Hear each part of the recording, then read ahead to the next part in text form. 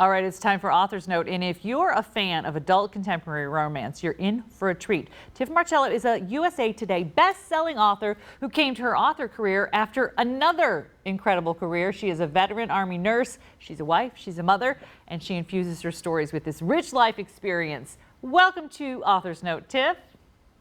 Thank you so much for having me, Rebecca. Lovely to be here. I first want to talk about your career, though. Before you became a novelist, I love talking about women who have second acts and third acts, and I just feel like it's super inspirational. So what was the spark that kind of helped you transition from nurse, which is an amazing career, to novelist?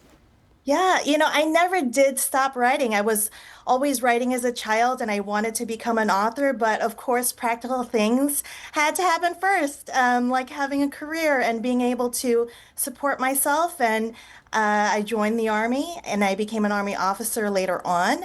And I married my husband and we had children, and I continued to become a nurse in the civilian and in the Army way. And at some point, I decided, like right before my 40s, that it was time to make that jump. So I started to really write seriously, and my first book was published at 41.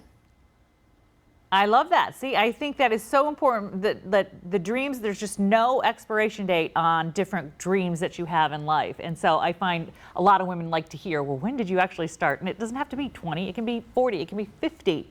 So you have several Yeah. novels under your belt, though. And I know we're focused on one, so let's do the most current one to start. What's the Forever Wedding Date about? And do we need to read, I know it's part of a series, should we read the first couple first, or tell us about the new book? For sure. The Forever Wedding Date is my 14th novel, and I'm so excited to be able to introduce it. It is the third book in the series, the Spirit of the Shenandoah series, of my first Harlequin series, but you don't have to read the first book. It can stand alone, and I'm excited for y'all to read it. It is a slow burn, a cozy romance, and it is a friends to lovers romance about Gabby, who is a wedding planner but who doesn't have a date to her own brother's wedding, and Chip, her best friend, who's setting her up but who secretly loves her. So it packs a punch in less than 300 pages. And the setting, how did you choose to do a series in the setting that you've got this entire series in? What was like the spark there?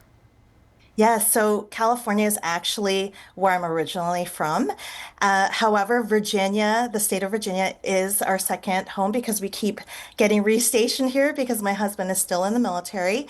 And the Shenandoah Valley is just such a beautiful place, and we love to visit. And I thought, why not set a book in this area? Because it's just so romantic.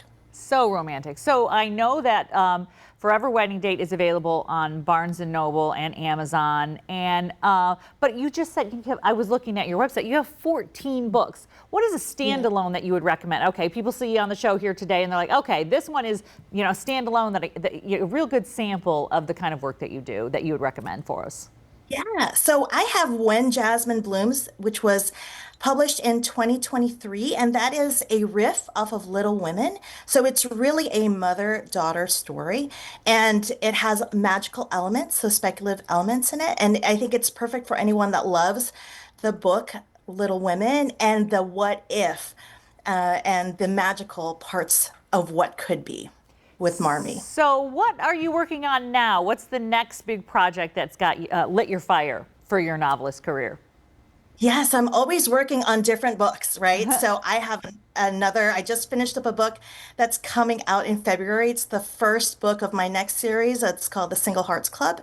And it's about a PTA full of single parents, and they end up kind of meeting one another and falling in love. And I also have a few little side projects here and there that I hope one day will come to fruition. Excellent. Perfect. Sounds like a fun second chance series going on there coming up next. Yes.